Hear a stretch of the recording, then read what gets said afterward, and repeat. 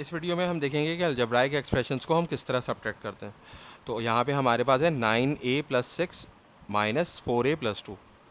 तो देखें यहाँ पे जो ब्रैकेट लगा हुआ है जिसके अंदर 9a+6 है, उस ब्रैकेट से पहले कुछ भी साइन नहीं लगा हुआ और कोई नंबर भी नहीं लिखा हुआ है। तो अगर कुछ भी नहीं लिखा हुआ तो इसका मतलब प्लस होता है। तो प्लस से जब हम किसी चीज़ को ही मल्टीप्लाई करते हैं तो वो वैसे की वैसी ही रहती है। तो ये हो जाएगा 9a+6 और फिर उसके बाद इस ब्रैकेट से पहले माइनस का साइन लगा हुआ है, यानी कि ये माइनस से मल्टीप्लाई हो रहा है। तो माइनस और 4a मल्टीप्लाई होगा तो यानी कि ये क्या हो जाएगा हमारे पास -4a हो जाएगा। 4a से पहले भी देखें कोई साइन नहीं है ब्रैकेट के अंदर, तो इसका मतलब ये कि यहाँ पे प्लस का साइन है, तो माइनस प्लस माइनस हो गया।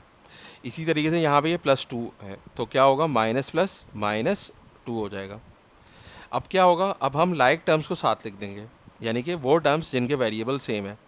तो यहाँ पे हमारे पास बस एक ही वेरिएबल है a, तो ये वाली टर्म जो है वो 9a है और ये है -4a। तो 9a और -4a को हमने लिख दिया साथ। अब ये +6 और -2 को भी हम क्या करेंगे, साथ लिख देंगे। अब 9a -4a करेंगे तो देखें जो वेरिएबल है हमारे पास a, उससे पहले जो नंबर लिखा हुआ होता है उसको हम कोफिशिएंट कहते हैं। तो यहाँ पे जो है वो ये वाली जो टर्म है इसमें a का कोफिशिएंट 9 है और यहाँ पे जो है वो a का कोफिशिएंट क्या है, -4 है। तो ये कोफिशिएंट जो है वो ही ऐड और सब्ट्रैक्ट होते हैं। तो 9 - 4 क्या हो जाएगा, 5 हो जाएगा और ये a जो है हमारे पास एज इट इज़ आ जाएगा। और फिर जो है वो +6 और -2, तो ये क्या हो जाएगा, 6 - 2 4 हो जाएगा। तो हमारे पास क्या आंसर आएगा, 5a + 4। अब एक और एग्जाम्पल हम देख लेते हैं। हमारे पास है 8b + 7 -3b + 5।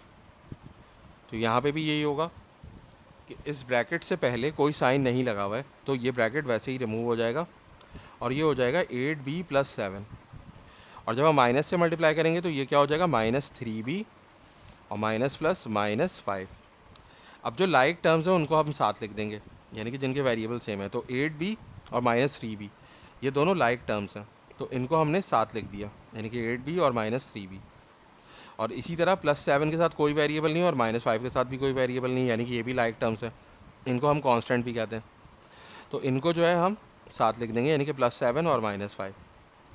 अब देखें ये जो वेरिएबल होता है b, इससे पहले जो नंबर लिखा हुआ होता है इसको हम कोफिशिएंट कहते हैं।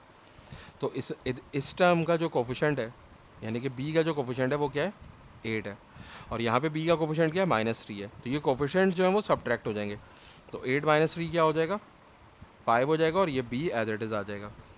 इसी तरीके से 7 - 5 क्या हो जाएगा, 2 हो जाएगा। तो यहाँ पे हम +2 लिख देंगे। तो इस तरीके से हम अलजेब्राइक एक्सप्रेशंस को सब्ट्रैक्ट करते हैं।